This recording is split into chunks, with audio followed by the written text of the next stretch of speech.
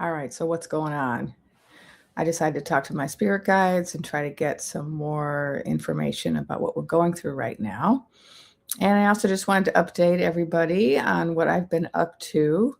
I didn't post as much these last few days because I was busy on the streets, going to dance parties, also performing poetry at dance parties, also helping to organize upcoming dance parties, helping to organize medic tents for upcoming dance parties.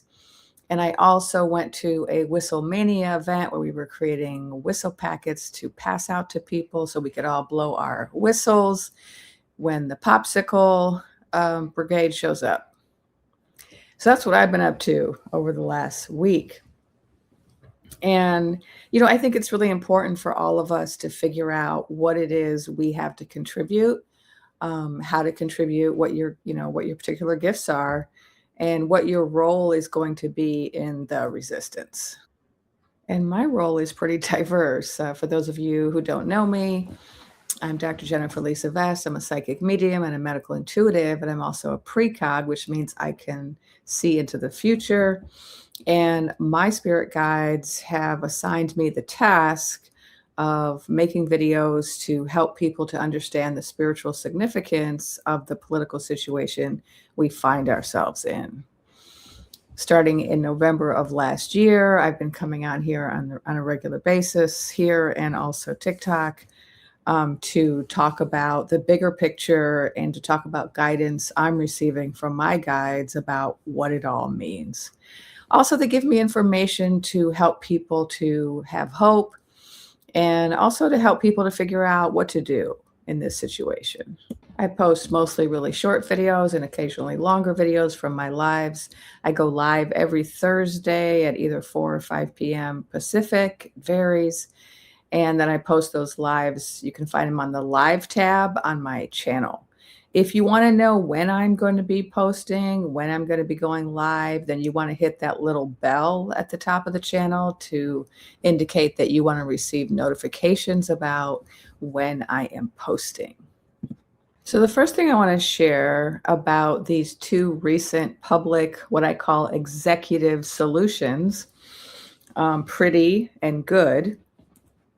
What my guides have told me about this already is that these are really important flashpoints or turning points or kind of tinderbox moments where these things happening are then going to result in a major change in the trajectory of our country. So we had good being publicly executive solutioned earlier in the month, and now we have pretty, who's also been unalived by our regime, by the popsicle stands. So the popsicle brigade has been getting increasingly more and more out of hand. They've been out of hand for a year now, but most of their illegal, unregulated behavior was directed toward people with brown skin. And so this has been a real change because now we're having them go after palm-colored people, but not just palm-colored people, but palm-colored people who are being videotaped from multiple angles in broad daylight. And so this is the change, right? Before we had a lot of black and brown people being unalived, but under the cover of darkness or inside detention centers or without cameras being present. And now we have a very different situation where it's broad daylight, there's hundreds of witnesses, there are cameras, and they're doing it under these circumstances. And the fact that it escalated from black and brown to palm colored, and then from black and brown to LGBTQ woman who was targeted, to now a palm colored male who I'm assuming is hetero. I don't know. If someone correct me in the comments. So we're seeing a progression, right? From more marginalized to less marginalized bodies.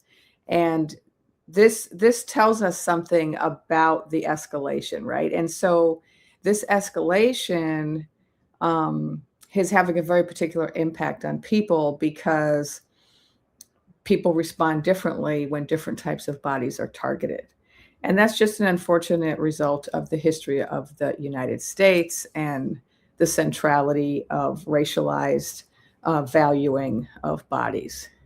But from a spiritual perspective, this is a really important turning point because this is now causing people to recognize that, hey, this could happen to me, this could happen to anyone, this could happen at any time, regardless, right? That there isn't any, phenotype that's going to protect you. There isn't any gender. There isn't any sexuality that's going to protect you. There isn't any immigration status.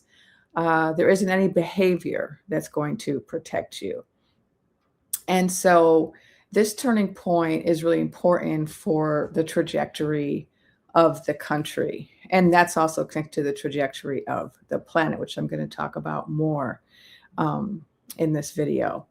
But I wanted to start there because that's where we are right now. Like, that's the most recent trauma. So if you're watching us from outside the United States, you probably don't understand. But for us, it's like trauma after trauma after trauma for us Americans. And it's been going on for more than a year, where we're dealing with the loss of our rights happening again and again, higher and higher level, the loss of our democracy, having to witness and be associated with increasing levels of colonialism and warfare and genocide and discrimination of our fellow, of our neighbors, right? And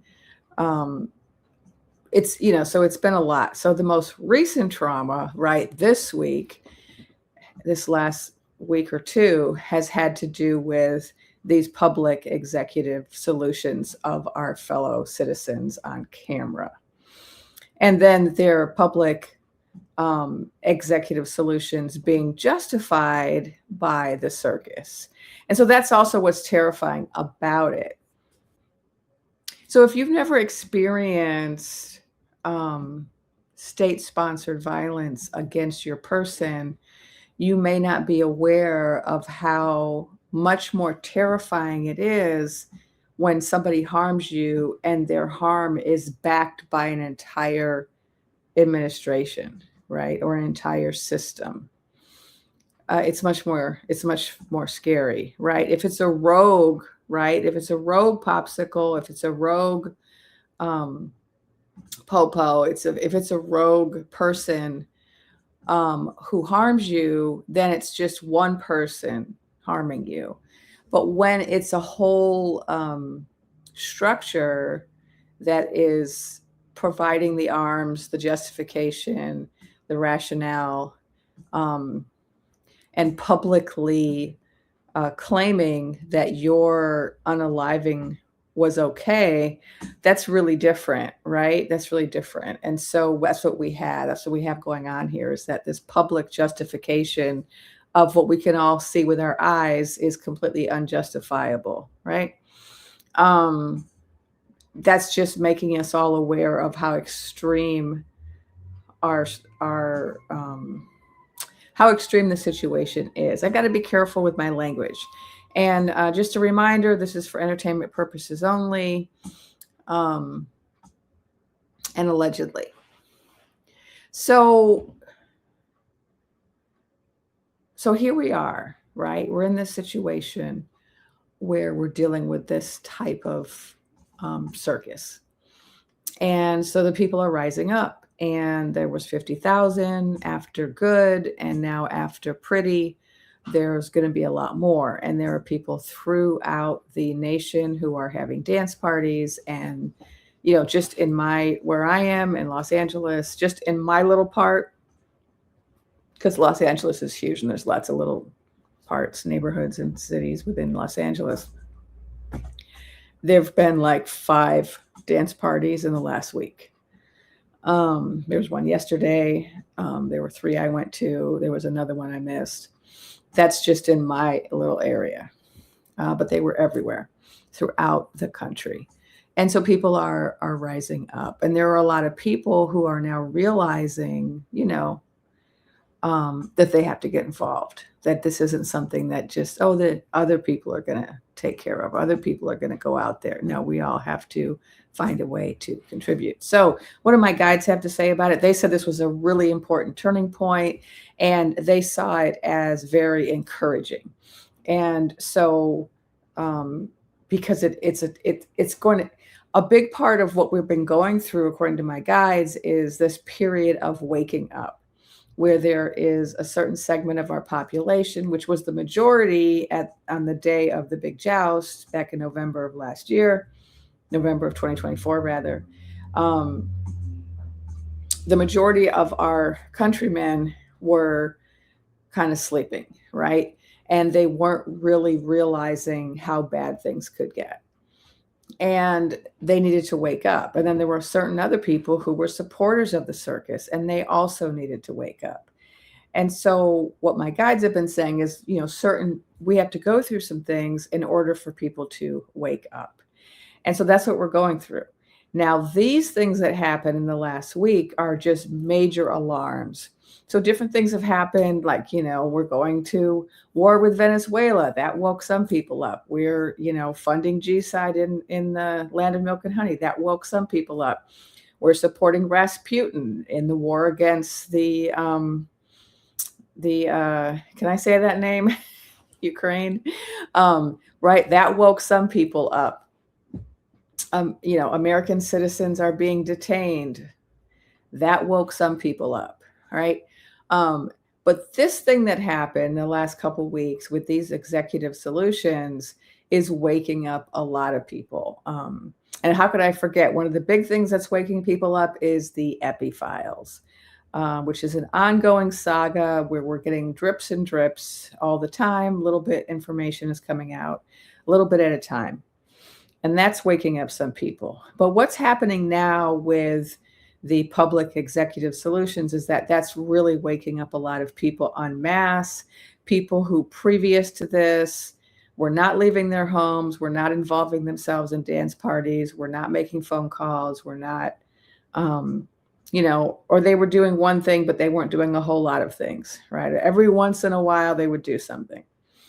But they weren't really heavily involved. People are now realizing, okay, I have to do something on a regular basis to try to preserve my republic, right? That's where we're at.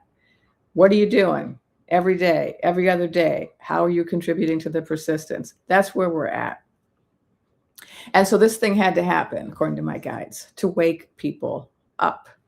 To wake largely this group of people that they call the apathetics, the people who were either didn't even put in tickets for the joust, or maybe they put in third-party tickets and then they just kind of washed their hand of it, or they were just caught up in single issues and they didn't care about anything else that was happening, and so they didn't actually participate in anything that wasn't related to their one issue.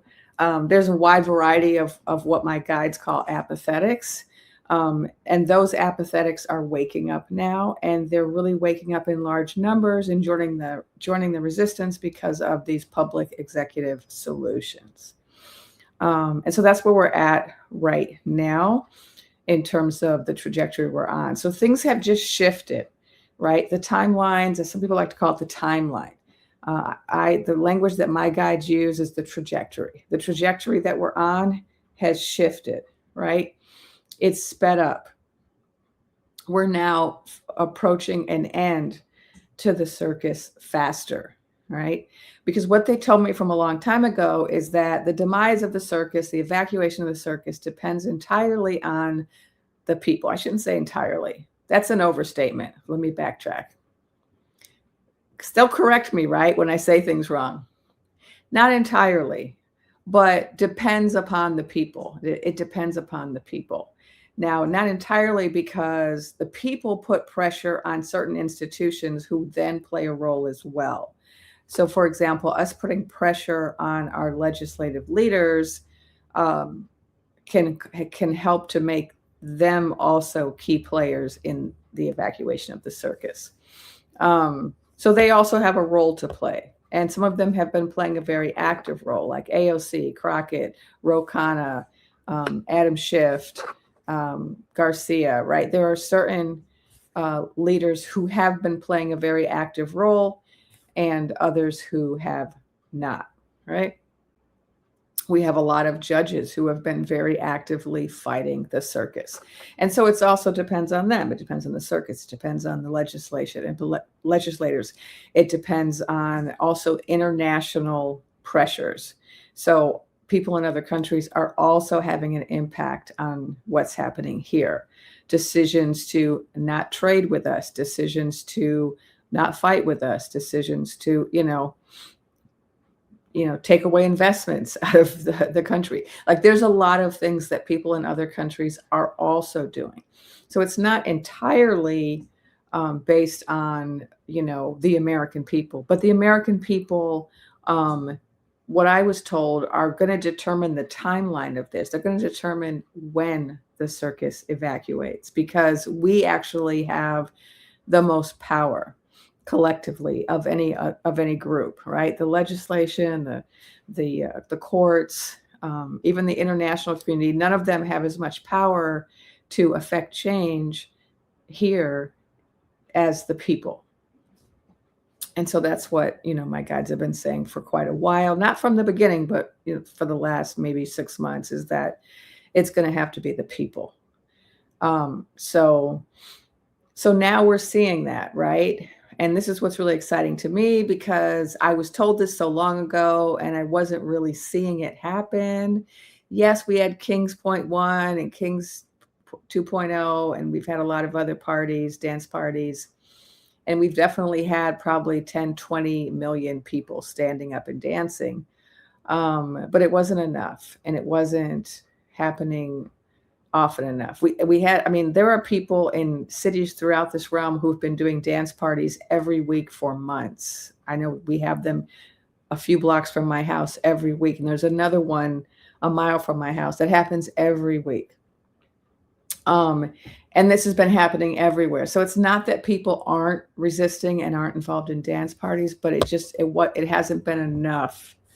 It hasn't been enough because people are trying to live their lives, right? It's hard to live your life, go to work, go to school, take care of your family, take care of your health, take care of your mental health, get your groceries, pay your bills, and also be out in the streets day and night, right? It's hard. We have lives. We all have lives. We have our own personal problems, right? We have the collective problem of our country, but we also have our own personal problems that we have to deal with, right? And I think sometimes people who are not living through this, people in other countries, don't get that, how hard it is to try to live your life and also try to fight a flashy takeover of your entire country. It's really hard. It's really hard. It's really hard. I don't know. I've been thinking about this a lot lately, how, people don't just willingly give up their job, their ability to access like food and water and plumbing and electricity and Wi-Fi, right? Like people don't just easily give that up. People don't easily give up just the normal requirements of living that we're used to. But when you are willing to enter into an evolution with an R, then you're talking about giving all those things up. You're talking about giving up all, just a whole lot of things that make your life possible. That's the risk, right? And it's not easy. It's not easy. And so we should not be too quick to judge people who aren't willing to jump into a situation where they have to give up so much, right? I know that I've been thinking about this for about 8 months because of what I've seen in the future. I've been sitting in my apartment and just being grateful that I have electricity and running water and Wi-Fi and relative peace, that, no one's banging down my door. And I've been like, oh, let me enjoy this while I can. It's not easy. That reminds me of people banging down your door. We've been hearing about a about Popsicle Crew going door to door in the Twin Cities, and about how they're starting to go door to door in other cities and other parts of the country, and how they're not following the law. Of course, they don't have warrants. They're not respecting anyone's right to not deal with search and seizure without a warrant. And they're just banging down doors and snatching people. And so people are saying, don't answer your door. If anyone comes to your door, just get in the habit of not answering your door.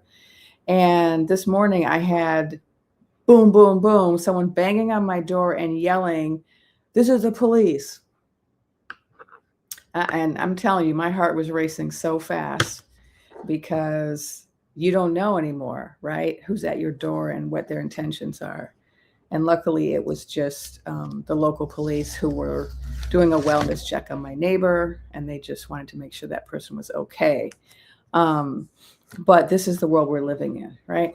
Okay, so let's talk about the bigger picture beyond what my guides have said about the trajectory and how it's important that the people are in charge, that the people are making the change. And but let's talk about the bigger picture. So today they were showing me that the earth on fire, and they showed just all of these flames, and they were flames of all of these different colors, beautiful colors, orange and red and blue and yellow and green, like every possible color was in these flames.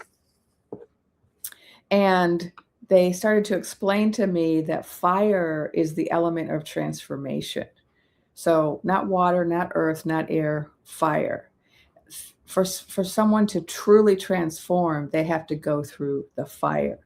And then they talked about different types of fires, that some fires will just kind of slightly melt something and change its shape, right? That's one form of transformation. Some fires will cause something to change from one chemical composition to another. All right, so I'm looking at my notes from the vision I had, and they're showing me all of this change. Waves, they showed me like waves on the planet, but they're not water waves, they're flames. Blue and green and yellow and red. And they're talking about the transformation of the earth is happening right now. The earth is on fire. Fire is the energy of transformation, of movement from one reality to another. It goes through fire. That's how you transform form. You don't transform through water, air, earth, because only fire can change the chemical composition of something. It can go from being one thing to another thing with just the application of heat. And so they've shown me all these different colors and different temperatures and different types of fire. And they're not all the same. They have different colors and they have different results. And so there's like the phoenix fire, where people are born again, die, and then they're born again. Then there's the fire that changes the entire shape of something. There's a fire that turns something solid to liquid. There's the flame that seems to obliterate something and turn it into nothing, which is not true, but that's the appearance of it. Then there's the fire that turns everything into a light white powdery ash, which is its own kind of beauty. And ash can give birth to so many things. You know, plants are born from the ash. This is why forest fires are then followed by explosions of growth. And then, of course, the fires that turn sharp edges into round surfaces or curves. There are fires that cause people to jump up and run. You know, that idea, light a fire under somebody's butt to get them moving. There are fires that are motivators to get people going. There are fires that terrify and fires that force people to reflect on the change that they've had to go through, to give up things. There are fires that require you to relinquish, to reevaluate priorities. There are fires that reveal people for who they really are and give you a better idea of the landscape, the people that you thought you knew and who they were and what they were really about behind their masks. There are fires that reveal the strength of the people, the unity of the people, or the lack thereof.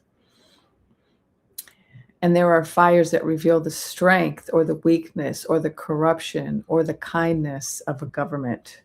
There are fires that bring things to the surface, things that were hidden, that were locked away, that now are exposed by the fire. Safes hidden inside houses, the whole house burns down, nothing remains but the safe. The safe is opened and all is revealed, the secrets, right? These are the kind of fires burning on our planet Earth, right? And so they're saying, the guys were saying, everybody has to get up. Everyone has to get up off their tuchus, right? The fires are going to continue until everybody gets up. People have to stop being comfortable, thinking that it's not going to affect them. People have to get up. Some people are going to save other people from the fire. Some people are just going to flee. Some people are going to save objects from the fire. Some people are going to start complaining to the firefighters or the city council for not protecting them from the fires.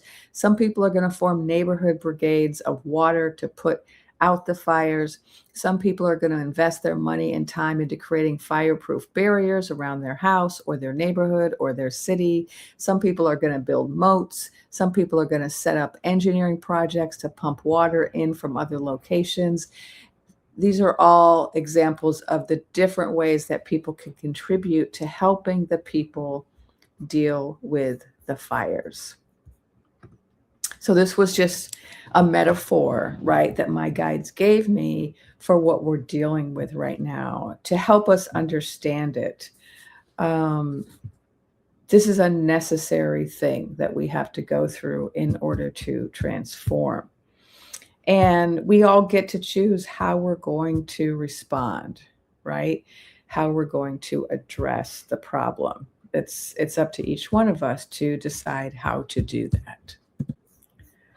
So they talked about people creating telephone trees, talking, collaborating, communicating, demanding, expressing, praying, meditating, sending energy, sending healing, writing, creating art, creating music, singing, dancing. So many ways for people to address the crisis. And they showed me that the next 4 years is going to be all about transformation. They talked about us reaching this point in 2030 where everything about our world has been transformed for the good, everything. And how from now until 2030, it's going to be nonstop transformation, moving us into a better place, transformation for the good. But part of it is going through the fire, right? In order to transform into something better. And so I asked them, well, what about right now? Like, we don't want to just know about 4 years from now. We want to know about right now. And they said, right now, everyone's getting motivated. The people are gathering. And they showed me all of these crowds of people. And they showed me all these people just like gathering on hilltops in cities all over the place. Towns and cities and villages, people gathering and gathering and gathering. And they showed people, I don't have a stick. They showed this to me. They showed people doing this. And all together, marching, walking, dancing in the streets, making these rhythmic noises together. And that was kind of symbolic of unity, like people are on the same vibration. People are bringing their energy together and they're getting on the same vibration. And so this is happening now, and this is going to continue to grow. It started in the last week of this kind of up-leveling of our unity and our dance party and our willingness to come together for change. It's really growing, and it's going to grow more and more and more and more. And so when I asked them specifically about 2026, I was like, what can you tell me some good news for 2026? They said, we will see the abolishment of the popsicle gang this year.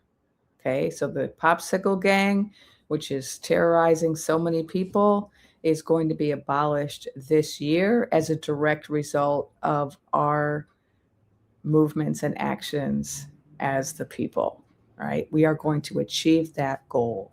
So that's what I wanted to share for today. If you want to support me, please, buy me a cup of coffee or send me a gift. Thank you to everyone for the gifts and the cups of coffee and for joining my Patreon or joining and becoming a member of my YouTube. I appreciate all of that. It helps me to keep making these videos.